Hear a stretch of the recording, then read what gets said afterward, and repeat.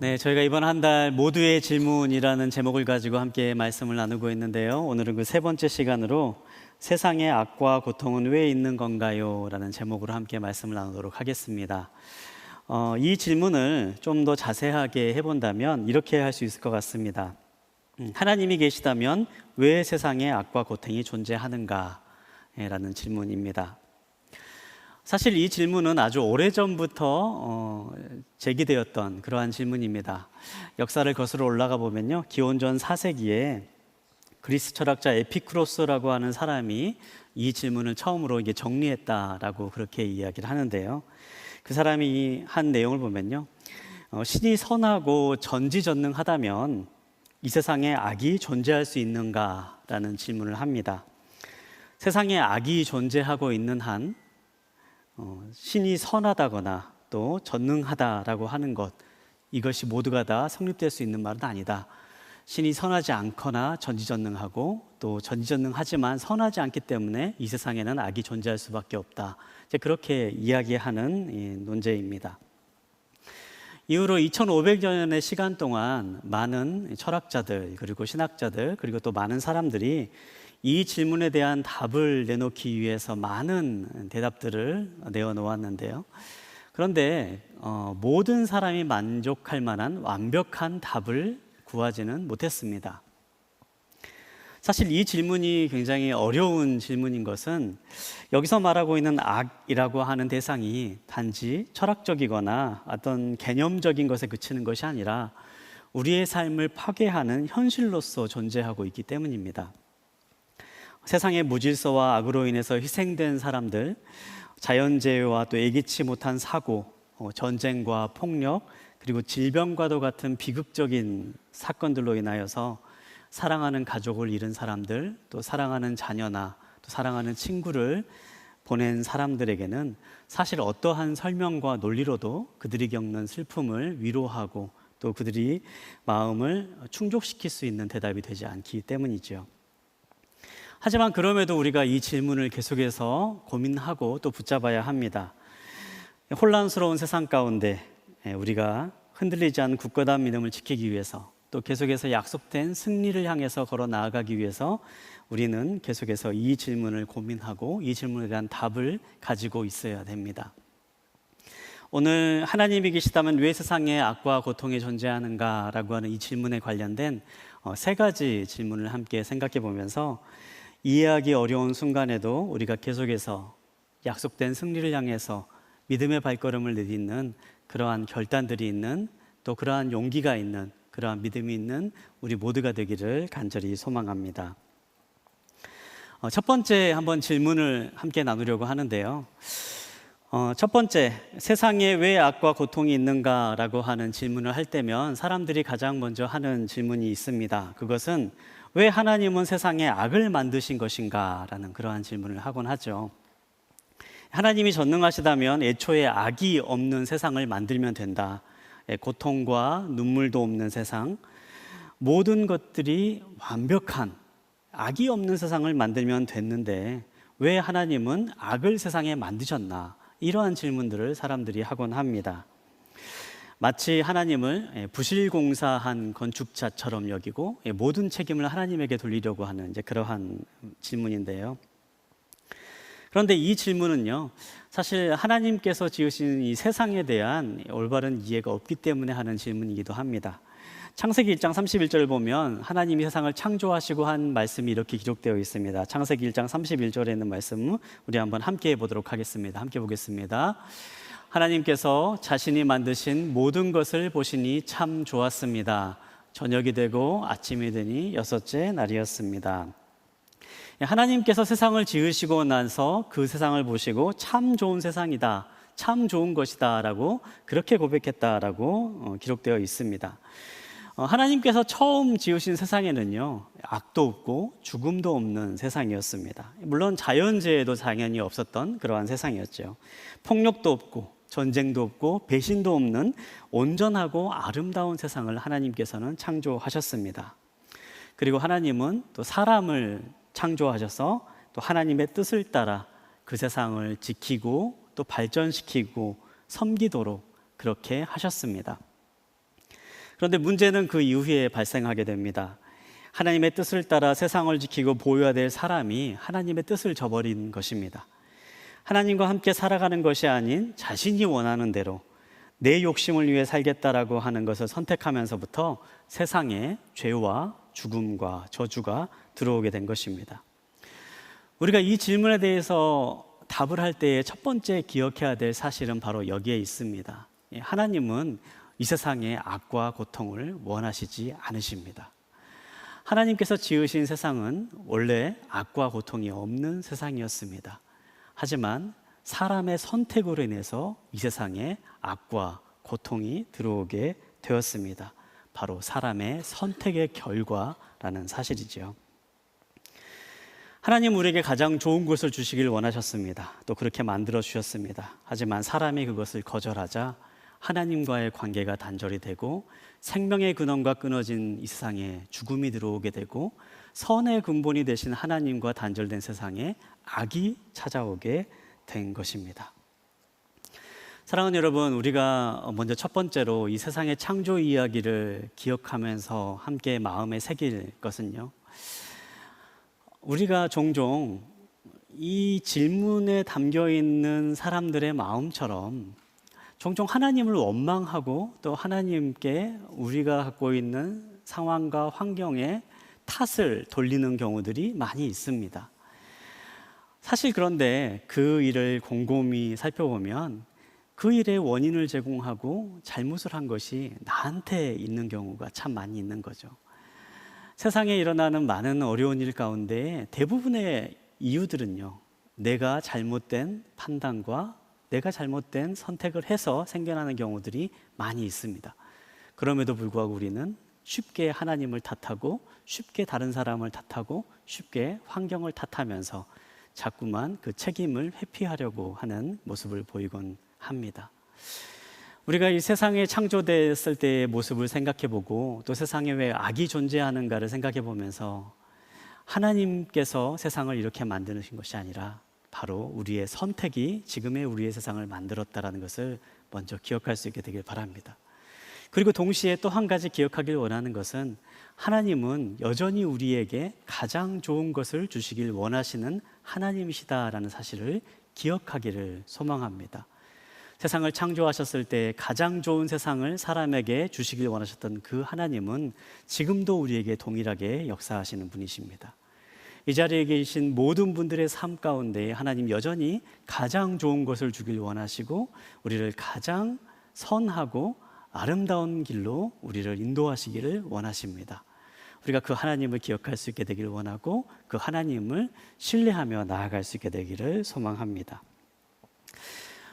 이어지는 질문들이 계속 있는데요. 창세기 3장을 보면 이후에 사람이 이제 하나님의 뜻을 저버리는 사건들에 계속적으로 기록되어 있는 모습들을 살펴볼 수가 있는데요. 하나님은 에덴 동산을 만드시고 동산 가운데에 선악을 알게 하는 나무를 만드셨다라고 그렇게 기록되어 있습니다. 이 동산에 있는 나무 모든 것은 마음대로 먹을 수 있지만 이 선악을 알게 하는 나무 열매는 결코 먹어서는 안 된다. 그러면 내가 정령 죽을 것이다 라고 하는 엄격한 명령을 하나님께서는 사람에게 내리십니다.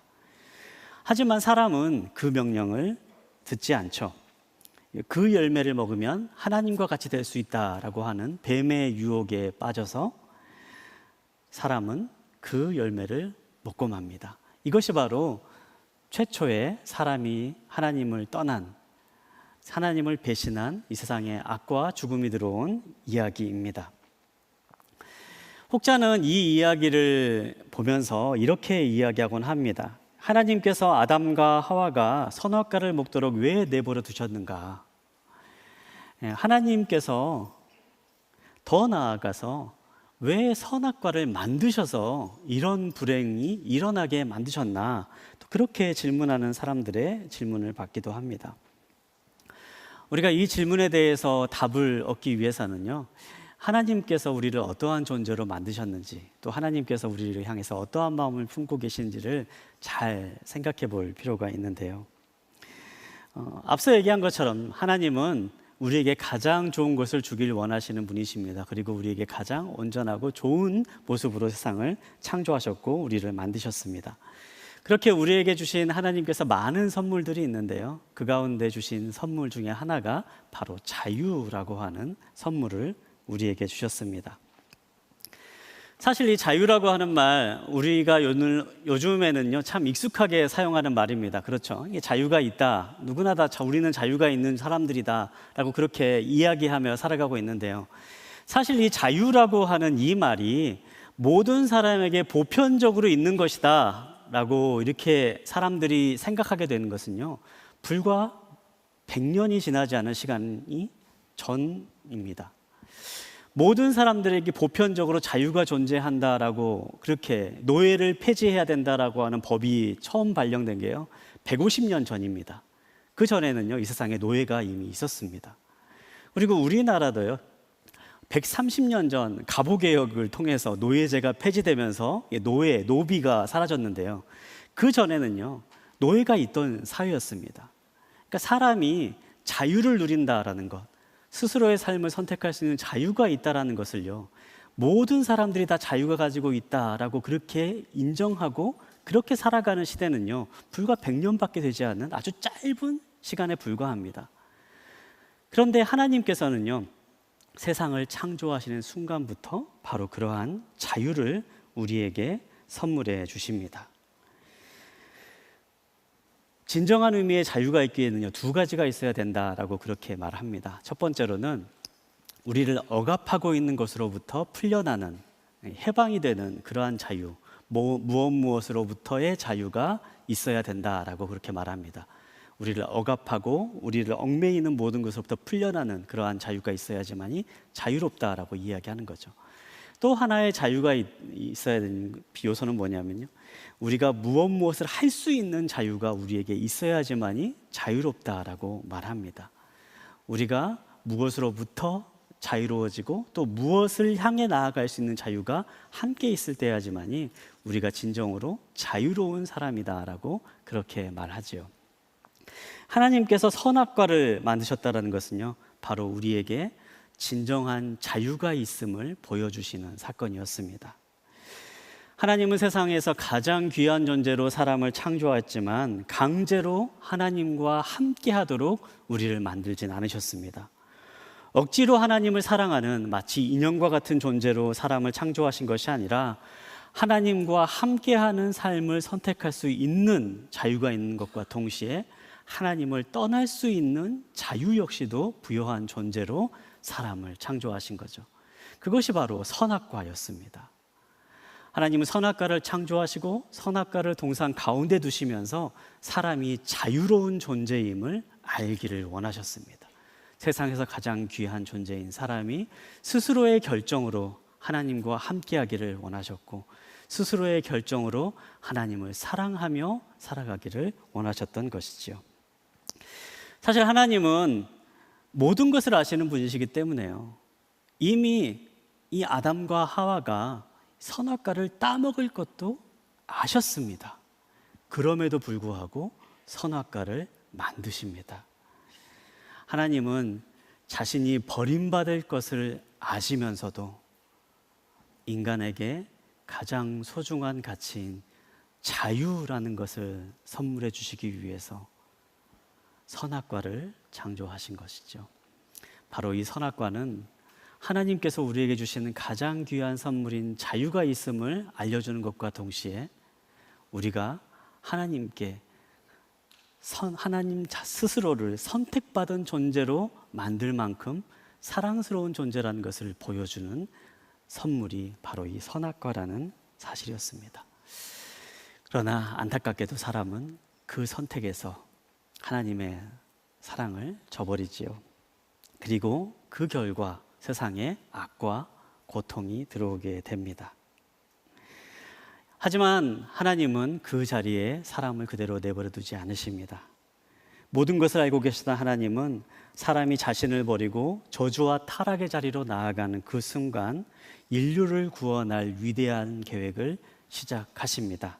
창세기 3장 15절에 있는 말씀인데요. 창세기 3장 15절에 있는 말씀을 한번 함께 읽도록 하겠습니다. 함께 보겠습니다. 시작. 내가 너와 여자 사이에 내 자손과 여자의 자손 사이에 증오심을 두리니 여자의 자손이 내 머리를 상하게 하고 너는 그의 발뒤꿈치를 상하게 할 것이다. 아멘. 우리가 원복음이라고 불리우는 그러한 내용이 창세기 3장 15절에 나오는데요. 하나님께서 태초에 사람이 하나님을 배신하고 타락을 했을 때에 뱀에게 주신 메시지가 바로 이 3장 15절에 있는 말씀입니다. 너와 여자의 우선 사이에 중어심을 들 것이고 여자의 자손이 내 머리를 상하게 할 것이다. 이 약속을 뱀에게, 사탄에게 주시는 거죠. 여기서 말한 여자의 우선이 바로 예수 그리스도입니다.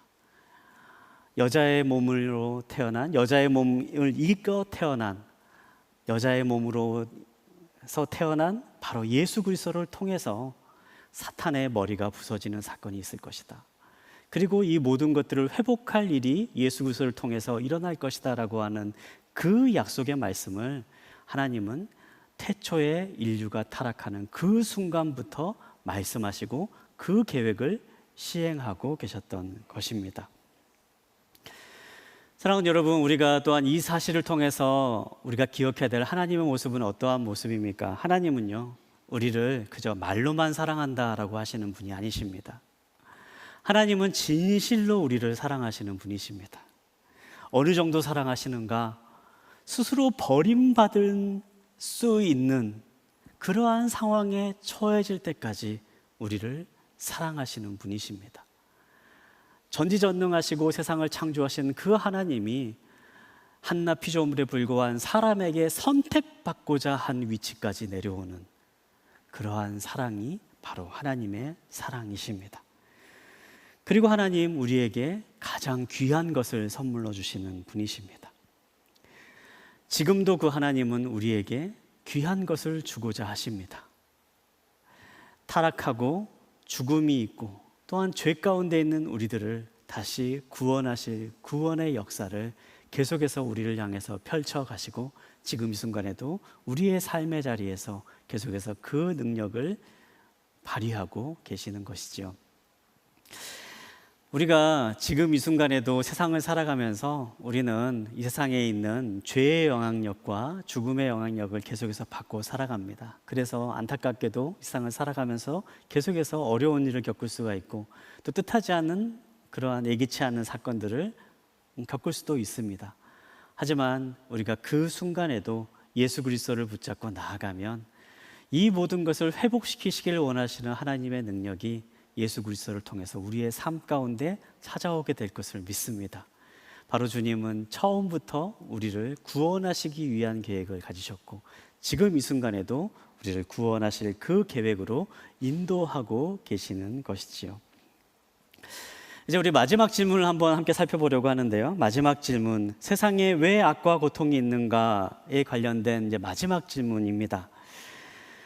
인간의 선택으로 세상에 죽음과 악함이 들어오고 또 우리를 회복시키기 위한 하나님의 계획이 현재 진행형으로 진행 중에 있다면 하나님은 왜 우리의 삶을 망가뜨리고 고통스럽게 하는 이 악을 지금 방치해두고 계시는가?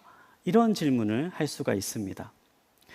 전능하신 하나님이시라면 한순간 악을 없앨 수도 있으실 텐데 왜 그것을 보고만 계시는가? 여기에 대한 대답을 참 많은 대답들을 할 수가 있는데요. 저는 이 말씀을 묵상하면서 이제 이런 생각을 해봤습니다. 하나님께서 우리의 삶 가운데 있는 모든 악을 아직까지도 계속해서 방치해두고 계신 것은 하나님의 전지전능함은 우리의 삶 가운데 일어나는 모든 악한 계획과 악한 일들을 선한 일로 바꾸실 수 있을 만큼 뛰어나기 때문이다 라는 생각을 해봅니다. 이러한 이야기에 가장 잘 볼 수 있는 성경의 한 사람의 이야기가 있는데요.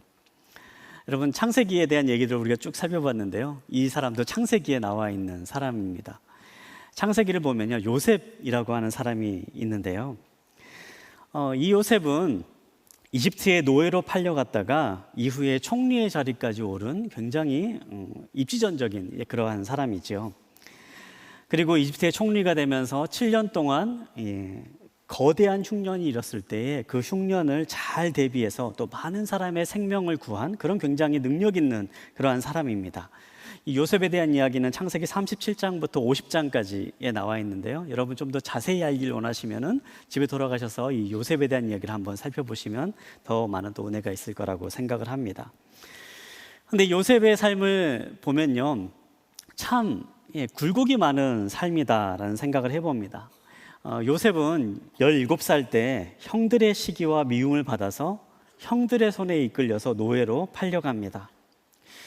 17살이라고 하는 나이, 오늘날 우리 자녀들을 생각해 보면요, 청소년 시기, 한창 꿈 많고 가족들의 사랑을 받으며 또 미래에 대한 꿈을 꿔야 될 그러한 나이인데요, 요셉은 바로 그 나이에 자신을 보호해 줘야 될 가족에 의해서, 그것도 형들의 손에 의해서 노예로 팔려가는 엄청난 비극을 겪게 됩니다. 사실 이것 자체만으로 굉장히 끔찍한 일이죠. 노예로 일생을 앞으로 살아가야 된다는 것, 자유도 빼앗기고 하고 싶은 일을 마음껏 하지 못하고 비참한 삶을 살 수밖에 없는 그러한 삶의 처지에 요셉이 처하게 되는데요. 근데 이후의 사건을 보면요, 요셉의 삶이 단 한 번의 그러한 시련으로 끝나지 않은 것을 우리가 볼 수 있습니다. 이후에 요셉이 이제 이집트에 있는 보디발이라고 하는 한 이제 신하의 이 집에 노예 생활을 하게 되는데요.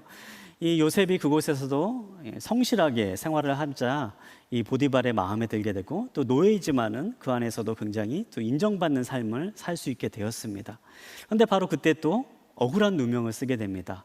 이 보디발의 아내가 아내를 이제 범하려고 했다라고 하는 그런 억울한 누명을 쓰고 감옥에 갇히게 됩니다. 감옥에 갇히면서 또 감옥에서 굉장히 정치범들이 모여있는 그러한 감옥에서 굉장히 비참한 삶을 살아가게 되는데요. 물론 그 이후에 하나님께서 그 요셉의 삶을 바꾸셔서 총리가 되게 하는 그러한 놀라운 일들을 행하시지만, 우리가 이 요셉의 삶을 묵상하면서 생각해 볼 수 있는 것은요, 요셉에게 있어서는 참 이 노예로 살아가는 시기부터 감옥에 갇히는 이 시기까지가 굉장히 어려운 시기가 아니었을까, 그런 생각을 해볼 수 있는 거죠.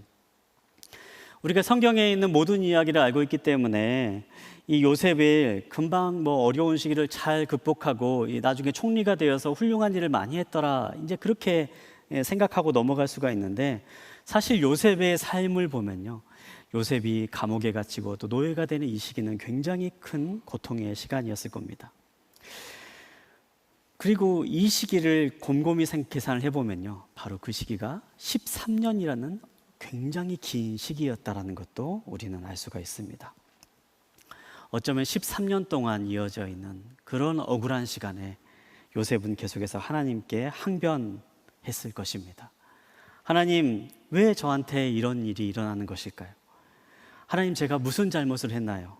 하나님, 왜 이렇게 저를 힘들게 하십니까? 그렇게 10여 년 동안 하나님을 향한 억울한 마음이 마음 가운데 있으며 알 수 없는 이유로 계속해서 고난을 당하는 자신의 현실을 마주해야만 했습니다. 물론 요셉이 그러한 과정 가운데서도 하나님과 동행하는 삶을 살아가면서 그의 삶을 형통하게 하셨다라고 기록하고 있지만, 분명히 요셉에게는 굉장히 알 수 없는 고난으로 힘들어했던 그러한 시간이었을 것입니다. 그렇게 22년의 시간이 흘러간 이후에 요셉은 39살이 되었을 때야 비로소 자신의 삶에 일어난 일들의 이유를 알게 되었다라고 그렇게 고백합니다. 창세기 50장 20절에 있는 말씀 우리 한번 함께 해보도록 하겠습니다. 창세기 5장 20절에 있는 말씀 우리 함께 보겠습니다. 시작.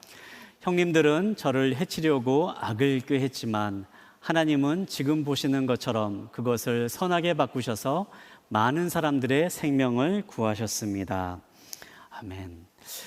형님들은 요셉에게 악한 일을 계획해서 요셉을 노예로 팔아 넘겼습니다. 그것은 하나님께서 계획하신 일이 아니고 형님들의 악한 계획이었고 악한 행동이었습니다. 하지만 이 일이 어떻게 됩니까? 긴 시간을 거쳐서 하나님께서 이 형님들이 쏜 악한 화살의 방향을 바꾸시고 그 화살의 방향으로 세상에 있는 모든 사람들, 많은 사람들의 생명을 살리는 선한 일을 위해서 하신 일임을 내가 이제야 알게 되었습니다 라고 요셉이 22년이 지난 이후에 그 이유를 알고 고백하고 있는 것입니다. 형님들의 악한 일을 선한 일로 바꾸시는 하나님, 그 하나님께서 바로 오늘과 같이 많은 사람의 생명을 살리는 일에 이 일을 사용하셨군요. 바로 이제서야 요셉이 알고 고백을 했던 것이죠. 사랑하는 여러분, 우리가 때로는 하나님께서 하시는 일을 알지 못할 때가 많습니다. 나의 삶 가운데 왜 이런 일이 일어나는가, 그 계획을 알지 못하고 나의 삶 가운데 일어난 예기치 못한 사건들로 인하여서 고통스러워하는 경우들이 있습니다. 하지만 성경은 우리에게 이렇게 얘기합니다. 로마서 8장 28절에 있는 말씀입니다. 우리는 하나님을 사랑하는 사람들, 곧 그분의 뜻을 따라 부르심을 받은 사람들에게는 모든 것이 합력해 선을 이루는 줄 압니다. 모든 것이 합력해 선을 이룬다라고 그렇게 말씀하십니다. 여기서 말하는 모든 것이라고는 하는 것은 말 그대로 정말 모든 것입니다. 우리가 이해할 수 있는 일도 포함되어 있고, 우리가 기도의 응답으로 받은 일도 포함되어 있고, 우리가 즐겁고 행복한 일도 포함되어 있고, 이것은 하나님의 은혜다라고 고백하는 그러한 일도 포함되어 있습니다. 하지만 반면에 왜 나한테 이런 일이 일어나는지 모르겠다, 하나님이 살아계시다면 어떻게 나한테 이런 비극이 일어날 수 있는가, 어떻게 이런 일이 나한테 일어날 수 있는가 하는 일까지도 여기에는 포함되어 있는 모든 일입니다. 하나님은 우리에게 일어나는 모든 일을 통하여서 합력하여 선을 이루시는 하나님이십니다. 우리가 원하지 않고 또한 우리가 이해하지 못하는 순간을 마주한다 할지라도 하나님은 그것을 통해서 선을 이루어 가실 수 있는 분이십니다. 우리가 그 하나님을 믿고 의지하며 살아가는 것이죠. 사실 우리가 세상을 살아가다 보면은 하나님을 이해하지 못하는 순간이 더 많을 수도 있습니다. 우리가 하나님의 뜻과 또 하나님이 하시고자 하는 계획을 안다면, 다 안다면, 그래서 하나님께서 무슨 생각을 하고 계시고 하나님께서 지금 이런 일을 일으키시는 이유가 무엇인지를 우리가 다 이해할 수 있다면, 그런 계획을 하는 하나님은 이미 하나님이 아니지요. 우리가 하나님의 생각과 하나님의 모든 것을 다 이해할 수 있는 그런 하나님이라면 그는 이미 하나님이 아닙니다. 이미 신이 아닌 거죠. 하나님은 우리가 이해할 수 없는 부분이 필연적으로 있을 수밖에 없습니다. 하지만 하나님, 그런 우리가 하나님을 더욱더 믿고 신뢰하기를 원하십니다. 마치 어린 자녀가 부모가 하는 모든 말과 행동을 이해할 수 없고, 부모가 아무리 설명해도 어린 자녀는 이해할 수 없지만, 그럼에도 불구하고 부모는 계속해서 자녀에 대한 사랑을 베풀며 자녀가 부모를 신뢰하고 믿고 따르기를 원하는 것처럼, 하나님은 비록 우리가 하나님의 모든 뜻과 계획을 이해하지 못하지만 우리가 하나님을 신뢰하고 믿고 의지하며 따르기를 원하십니다. 그래서 수많은 믿을 수 있는 증거들을 우리에게 보여주시는 거지요. 때로는 성경의 말씀으로, 때로는 주변에 있는 사람들의 이야기로, 또한 하나님을 경험한 사람들의 경험으로 통해서 우리가 하나님을 신뢰하고 믿을 수 있는 존재라는 것을 계속해서 기억하며 이해할 수 없는 순간에도 하나님을 신뢰하며 믿기를 원하십니다. 그 가장 확실한 증거가 바로 십자가입니다. 여러분, 십자가는 어떤 것입니까? 십자가는 예수님께서 이 땅에 오셔서 우리를 대신해서 죽으신 곳입니다. 예수님은 우리를 향한 하나님의 사랑을 십자가에서 보여주십니다. 이 땅에 사시면서 하나님이심을 스스로 드러내셨던 예수님께서 십자가 달려 죽기까지 우리를 사랑하시는 모습을 보여주심으로 하나님의 사랑이 얼마나 크고 위대한지를 우리에게 알려주십니다. 그 십자가를 본 사도 바울은 이렇게 고백합니다. 로마서 8장 37절에 있는 말씀입니다. 그러나 이 모든 일에 우리를 사랑하시는 분으로 인해 우리가 넉넉히 이깁니다. 우리의 삶에 수많은 고통과 고난이 당한다 할지라도 우리를 사랑하시는 그분의 사랑을 우리가 알기 때문에, 우리를 하나님이 얼마나 사랑하시는지를 예수 그리스도의 십자가를 통해서 우리가 알기 때문에, 내 삶 가운데 있는 고통과 고난이 찾아온다 할지라도 하나님은 나를 여전히 사랑하시고, 하나님은 나를 선한 길로 인도하시고, 하나님은 나에게 가장 좋은 것을 예비하신다라는 것을 믿고 넉넉히 이길 수 있습니다. 이렇게 고백하고 있는 것입니다. 예수 그리스도 십자가는 바로 그런 우리가 흔들리지 않고 계속해서 하나님을 믿고 신뢰할 수 있는 그 사랑을 우리에게 보여주십니다. 하지만 동시에 우리에게 또한 승리가 있음을 말씀해 주시는 것입니다. 예수님 십자가에서 죽으신 이후에 3일 만에 다시 부활하십니다. 그리고 모든 죽음의 권세를 끊고 다시 살아나시고 영광의 자리로 오르시는 것을 보여주십니다. 어떠한 상황에도 변치 않는 하나님의 사랑이 우리에게 있으며, 또한 그분의 사랑이 우리의 삶을 영광의 자리로까지 회복시킬 것임을 예수님은 십자가와 부활의 사건을 통해서 우리에게 분명하게 말씀하고 계시는 것입니다. 사랑하는 여러분, 우리의 삶 가운데 순간적으로 악이 이기는 것 같이 보이는 순간들이 찾아오기도 합니다. 마치 십자가에서 예수님께서 죽으셨을 때에 모든 사람들이 이제는 끝이 났다라고 말했던 바로 그 순간처럼, 사탄이 나는 승리했노라 축제를 벌였던 것 같은 그 순간처럼 우리의 삶에도 악이 승리하는 것처럼 여겨지는 그러한 순간들이 찾아올 수 있습니다. 하지만 예수님 죽음에서 부활하심으로 그 악의 승리의 순간에 다시금 우리를 승리의 자리로 불러 세우심을 친히 보여주십니다. 사랑하는 여러분, 이해되지 않는 순간, 예기치 않는 순간에도 우리가 하나님을 신뢰하는 이유는 바로 예수님의 십자가와 부활의 사건이 우리 앞에 주어졌기 때문입니다. 우리는 이미 승리한 경기를 치르고 있습니다. 9회 말 투아웃에 3대 0으로 지고 있다 할지라도 여러분 실망하지 마십시오.